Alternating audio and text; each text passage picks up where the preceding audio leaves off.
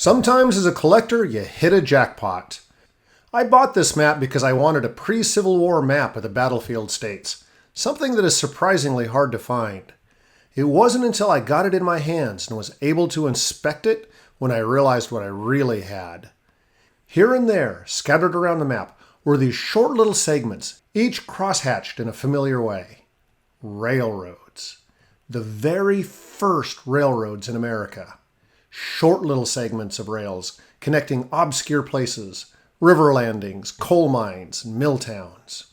None connecting to any other. This map, I realized, isn't a snapshot of a baby railroad system. It's an ultrasound. Here is the fetus of the American Industrial Revolution, still gestating in the womb.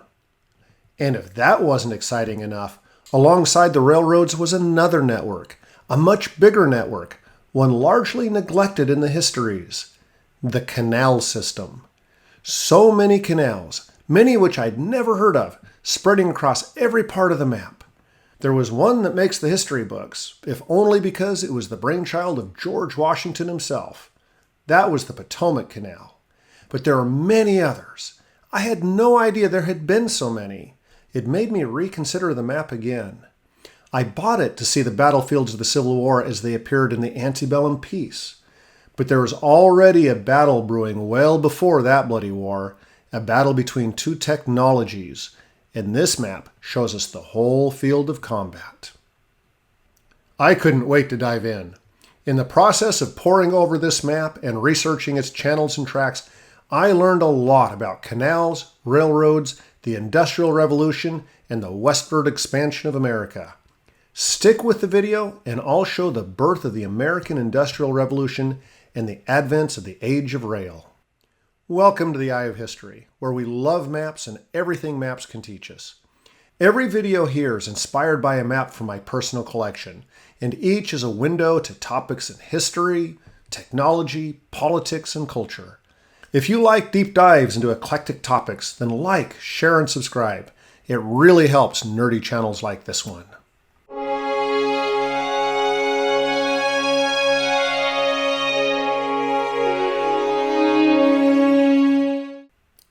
I'm sure you know the story of the Erie Canal. It opened in 1825, connecting the Hudson River to Lake Erie. Suddenly, the wild Northwest, back then Northwest meant Ohio, was connected directly to New York City, and the great westward expansion of America was on. But the Erie Canal wasn't the first attempt to connect the Atlantic ports to the western lands.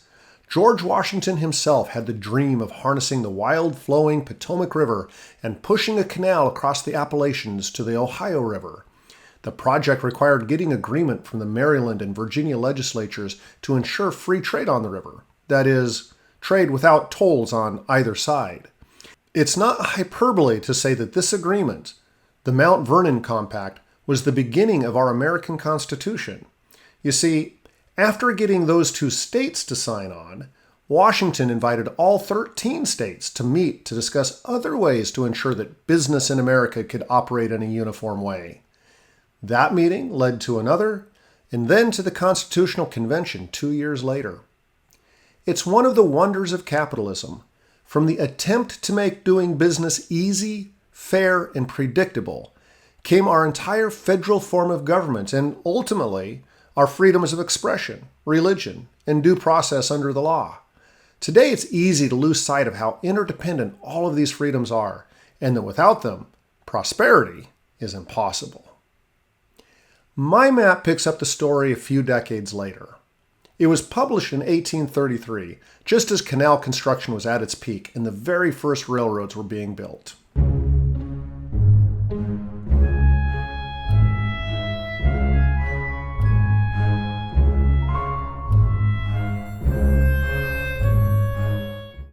It was published in 1833, just as canal construction was at its peak and the very first railroads were being built. The map covers the central Atlantic states, New Jersey, Pennsylvania, Maryland, Virginia, so we're not going to see the Erie Canal on it. It does cover, however, about 80% of the canal activity in America, including the oldest canal in America, and the first to try to connect the Atlantic with the Trans-Appalachian West. No, That wasn't the Erie or the Potomac. It was a little-known stretch of water further south. It was in Richmond, Virginia, on the James River, where the story really starts. Here it is on the map. The James River and Kanewha Canal. The James River flows through the Virginia capital, Richmond, and ultimately to the sea at Williamsburg. The idea was to improve the James River and connect it to the Kanewha River, which is just off my map to the west, as the Kanewha connects to the mighty Ohio. It was the same basic idea as the Potomac Canal, and in fact, George Washington initially preferred the James River idea over the Potomac because the route was entirely within Virginia and therefore didn't require a multinational agreement to start building. One wonders what would have happened if Washington hadn't switched his attention to the Potomac. Would the states have ever united? And if so, what form would our Constitution have? It's an interesting what if. I'd like to hear your theories of what America might have become if interstate commerce hadn't been so near the center of our founders' thoughts. Work on the James River Canal began in 1787, but despite its ambitions, it never got anywhere close to the Ohio River. Only about 7 miles were fully built, right at Richmond, plus a few navigation improvements on the upper river. But those 7 miles were the most important ones, as they crossed the fall line. It was the first of several canals on the map designed to accomplish this crucial feat. If you aren't familiar with the geography of America's eastern seaboard, let me explain the fall line. It is, without doubt, the most important feature between the Appalachians and the ocean. It is the boundary between the low-lying coastal plain and the ancient foundations of the Appalachian uplands, a stony shelf that parallels the mountains in the Atlantic. Wherever a river crossed the fall line was a bonanza, the source of plentiful water power to drive mills of every kind. Today you can trace the fall line with remarkable precision just by connecting the mill towns that were built along it: Trenton on the Delaware River, Philadelphia on the Schuylkill, Fredericksburg on the Rappahannock, and of course, Richmond on the James. For mills, it was a bonanza. For boatmen, it was the end of all navigation. So the first section of the James River Canal was the 7 miles of locks and channels it took to get around the falls. Once the canal reached above the fall line, the James River above was quiet enough to allow small boats to get up as far as Lynchburg. The plan then was to connect Lynchburg with the Kanewha River. But the subsequent history of the canal was a story of fits and starts. Even in a slave economy, perhaps because it was a slave economy, labor was always short, and work had to accommodate the seasonal demands of the plantations. Flooding was a perennial problem, and more time was spent repairing the existing canal than building new channels. After 30 years, so little had been accomplished, and finances had become so fraught that the state had to take over the project. So little had been accomplished by 1833 that our map only deems the first 7 miles as worth showing. But those 7 miles were crucial for America's industrial future. This surprised me when I learned it. I had no idea that the main commodity that came through the James River locks was not cotton, tobacco, or whiskey. It was bituminous coal. Unmentioned in any of the history books I ever read was that before the Revolutionary War, the American colonies actually imported coal from Britain.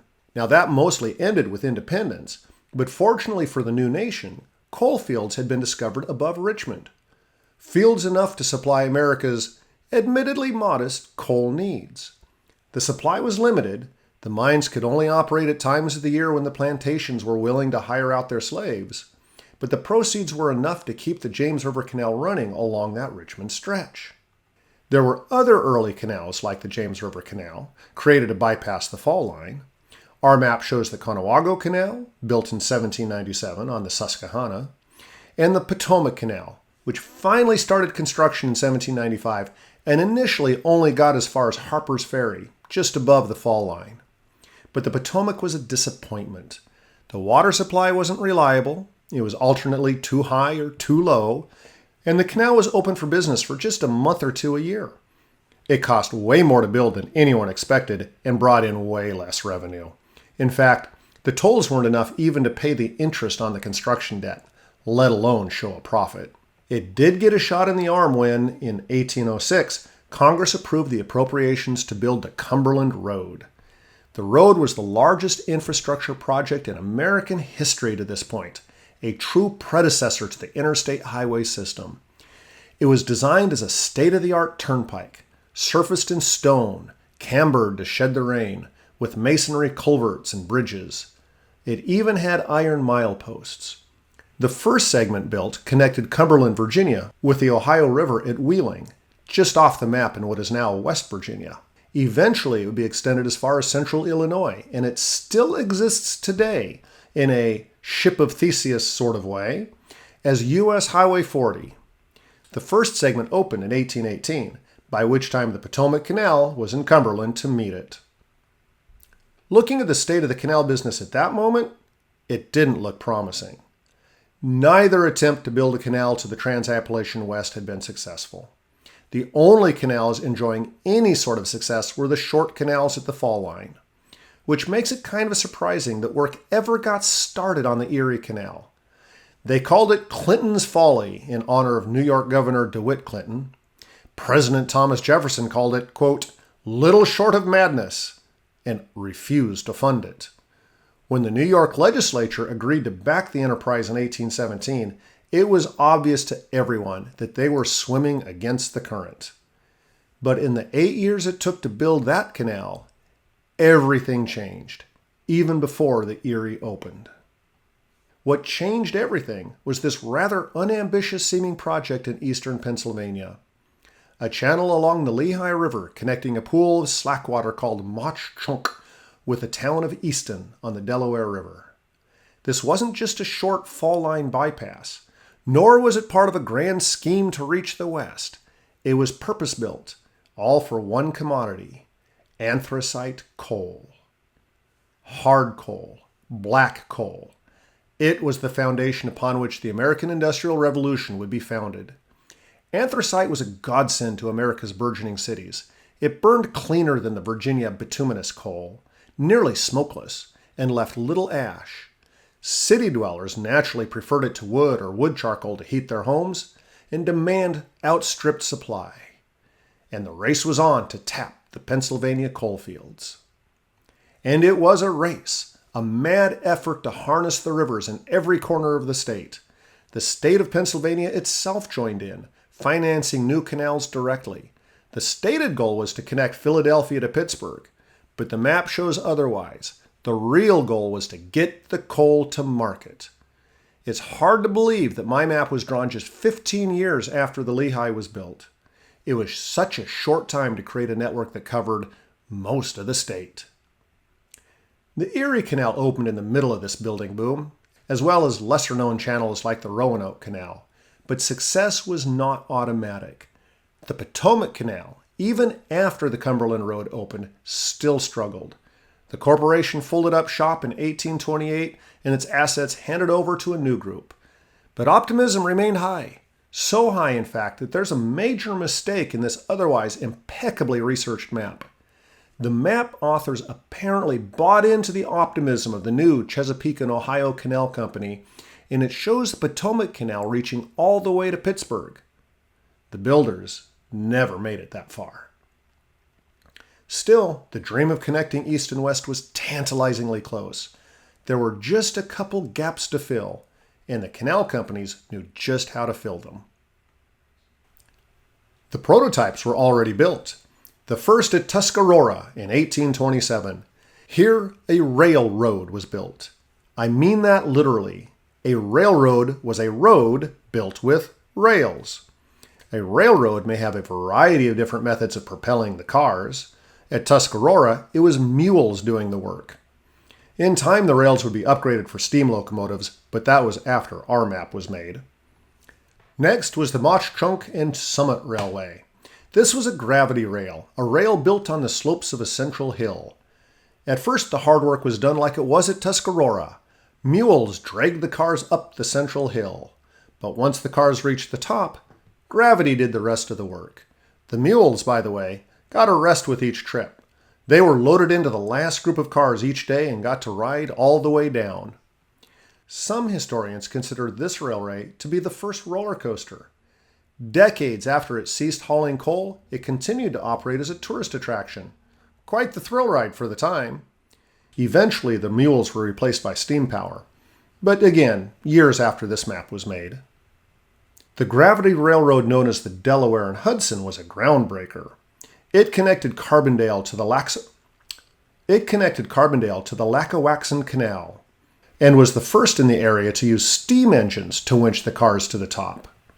It was also the first to try putting a steam locomotive directly on the rails. The company imported 4 British locomotives to try, but with the very first test they realized that the Delaware and Hudson rails, which were not fully iron but were wooden beams lined with iron, couldn't handle the load. There was no second test, and it would be a few more years before anyone would try again.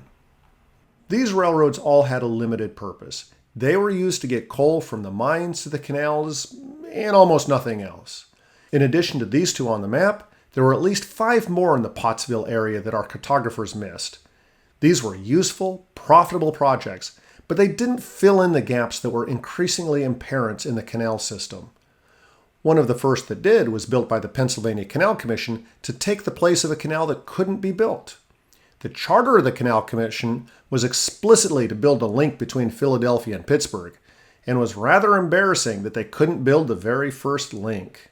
Plans to build a canal between Philadelphia and the Susquehana River were held up by an insoluble problem. There wasn't enough water on the route to keep a canal operating. Canals need a continuous supply of water for 2 reasons. First, their channels inevitably leak, even though they are usually lined with a thick layer of clay. Second, water is lost every time the locks are used. Therefore, every canal needs a water source feeding it at its highest point.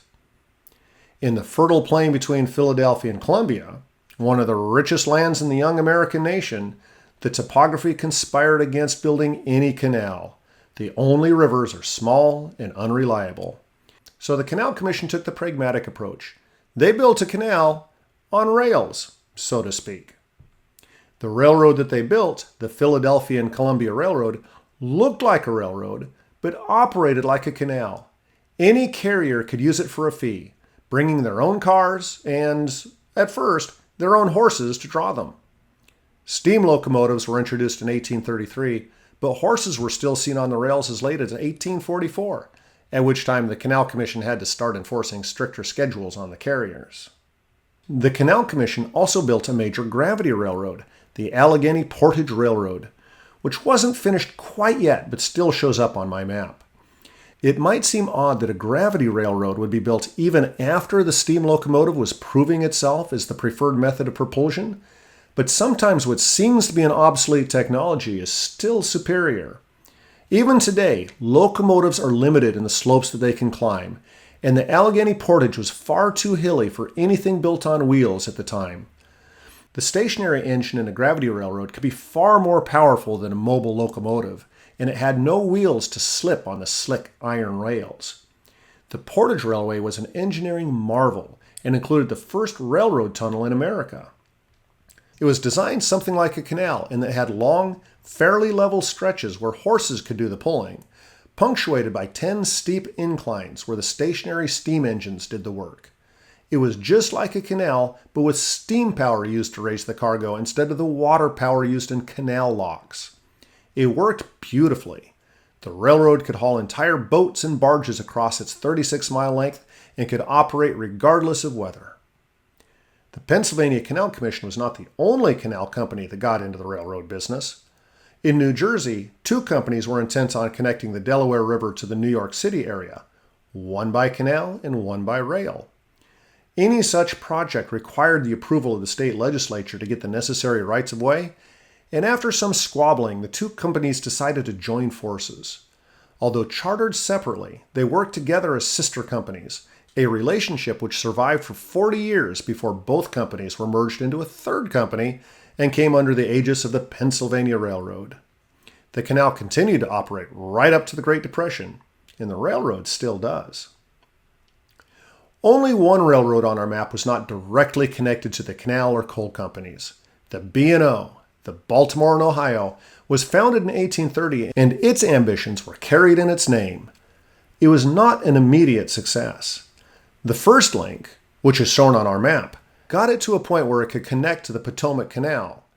That took 3 years. It took 10 more years to get to Cumberland. That time was spent largely in legal battles between the railroad and the Potomac Canal over the rights of way.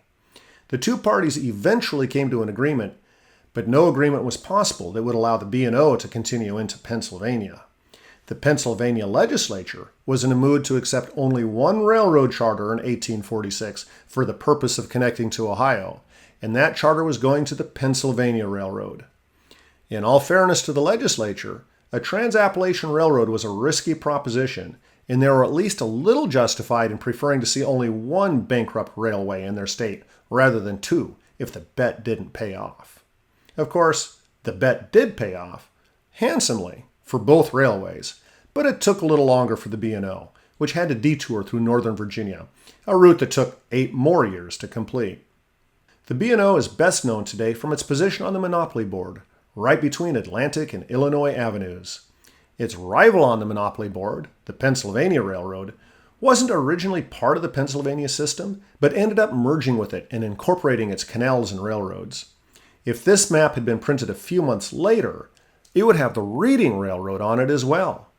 That railroad connected Pottsville with Reading, Pennsylvania. A decade later, it would be extended to Philadelphia, and from there it exploded, building ports and railways and buying coal mines. By 1871, it was the largest public company in the world and the prototype conglomerate. So we have 3 of the 4 railroads on the Monopoly Board. Shortline, however, is nowhere to be seen. That's because Atlantic City isn't on this map. It didn't exist yet. As of 1833, Absecon Island was barely inhabited at all. To be fair, Shortline wasn't like the other 3 anyway. Shortline was the local lingo for a trolley. Its full name was the Shore Fast Line.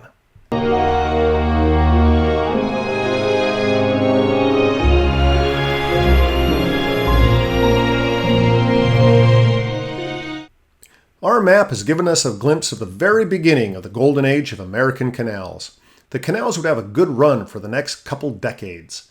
New canals would continue to be built through the 1830s, and even though construction slowed after 1840, canals were just reaching their peak importance and profitability. The turning point came in about 1850, when locomotives finally became powerful, fast, and reliable enough to compete side by side with the canals. Still, the canals didn't just shut up shop all at once. Most of the canals on this map operated well after that date. Some, like the Potomac, were high maintenance and were shut down as soon as the railroads proved viable. Others, like the Delaware and Lehigh, kept operating all the way until the Great Depression. Interestingly, the role of canal and railroad reversed. Whereas the first railroads were built to feed the canal system, starting in the 1850s, railroad companies bought up canals and revamped them to feed their railroad business.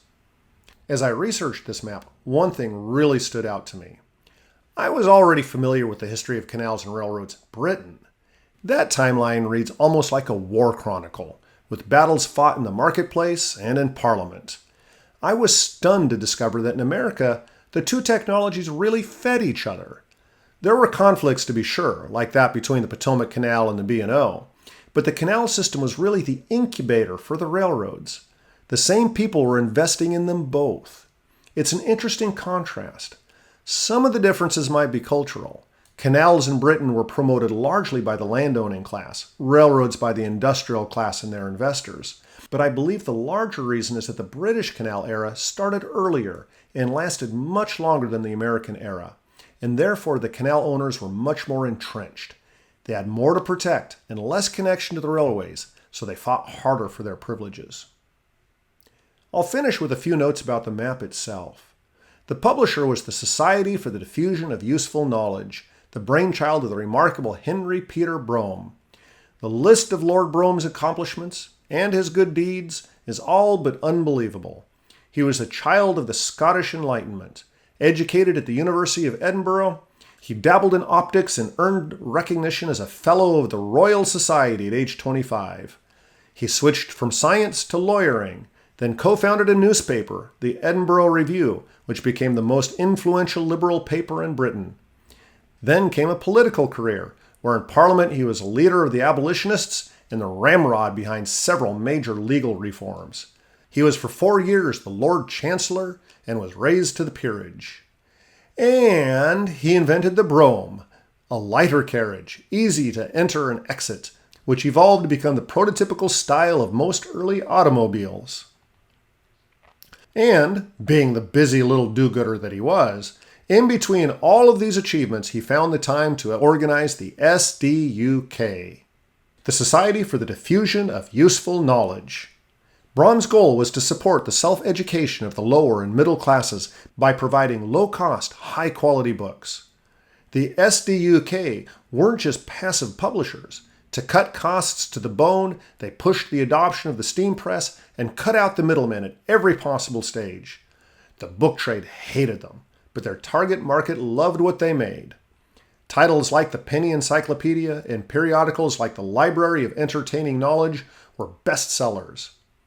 Our map was published in the very aptly titled Maps of the SDUK, another bestseller.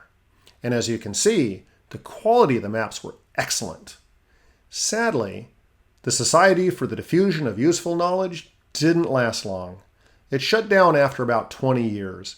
In some ways, they overshot their market. Their books were a little too erudite, too demanding upon the reader. The SDUK was a nebula in a tick-tock world. But it's because of that quality that today the SDUK maps are wonderfully collectible. They were popular enough in their time that they're easily available today, but they have exceptional intrinsic interest. My map is a great example. I bought it in an online auction simply because it was of a place and a time where I had a hole in my collection. But once I had it in my hands and realized what was on it, its value skyrocketed beyond what I paid. I mean two things when I say that. First, its value to me personally skyrocketed. This is one of my favorite maps to show to friends, and it's fun to trace the old canals and railroads. But also, its value as a collectible increased because it has value not just to map collectors, but also to railroad enthusiasts, and perhaps canal enthusiasts too, if those exist. Not that I have any plans to sell. I hope you enjoyed our sojourn into the history of canals and railroads. If you want to support this sort of content, then please like, share, and subscribe. And let me know in the comments what you found most interesting on this map.